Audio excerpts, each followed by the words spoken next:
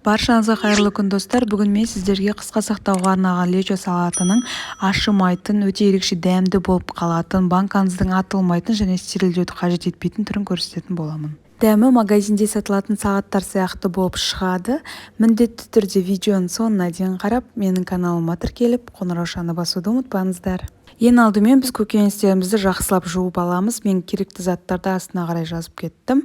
Содан кейін қызанағымыздың керек емес бөлігін алып тастап, ет тартқыштан ыңғайлы қылып, ортасынан бөліп, помидорымызды ет тартқыштан осылай өткіземіз. Біткеннен кейін газ пешімізде баяу отта 15-20 минутқа қайнағанын күтеміз. Қызанақтарымыз қайнағанша біз келесі кезекте сәбізімізді теркадан өткіземіз. Терка міндетті түрде видеода көріп тұрғандарыңыздай болуы керек. Мен 5 кг помидорға 2 кг сәбіз, 2 кг болгар бұршын қостым. Сіздер де солай қоссаңыздар, тура менің рецептім бойынша шығады. Міне біздің помидорымыз қайнап шықты. Енді кезекте жаңағы теркадан өткізілген сәбізімізді қосып, жақсылап араластырамыз. Және түбі күйіп кетпес үшін қайта жаңағы 15-10 минут сайын араластырып тұрамыз. Енді біз сарымсағымызды алып, міне осылай тураймыз. Сарымсақтарыңыз міндетті түрде домалақ қылып тұраңыздар. Себебі ол жаңа қосқанда езіліп кетпес үшін, сәбіз, перец бәрі өте дәмді болып шығу үшін.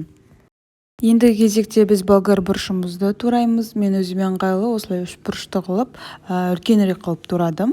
Енді сіздер өздеріңізге қалай ыңғайлы, солай турасаңыздар болады. Ұзын-ұзын қылып, немесе тік төртбұрыштеп.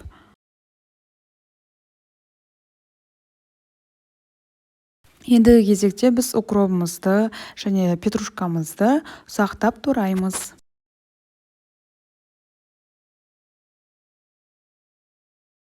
Міне біз ендігі қосылатын керек заттарды жақсылап турап алдық.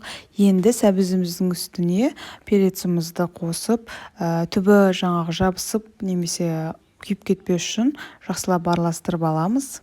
Перецімізді қосып араластырып алғаннан кейін дәміне қарай тұз бен қантымызды қосамыз. Мен 1 ас қасық тұзға 2 ас қасық қант қостым.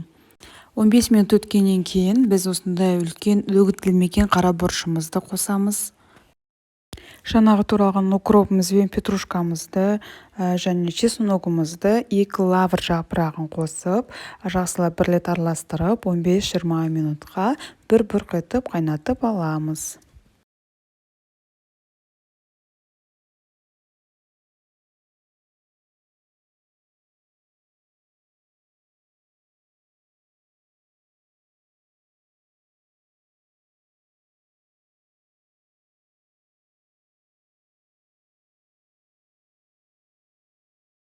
Енді бір кесе сұйық майымызды құямыз. Міне біздің салатымыз дайын болды. Енді осы салатымызды ыстықтай қылып банкамызға құямыз. Банканы стерильдемей қойсақ та болады. Главное іші таза болу керек, жуылған болу керек. Енді осы банкамызға құямыз.